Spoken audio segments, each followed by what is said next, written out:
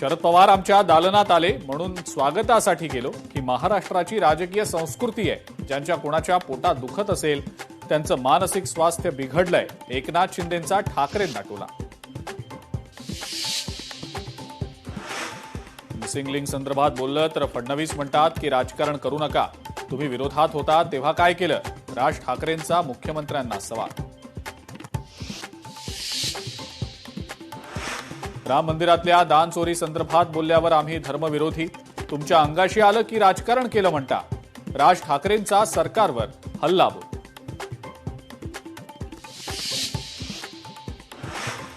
विधानसभेत कामकाजादरम्यान गदारोळ. राम मंदिर देणगी चोरी प्रकरणात भास्कर जाधव आणि आदित्य ठाकरे झाले होते आक्रमक.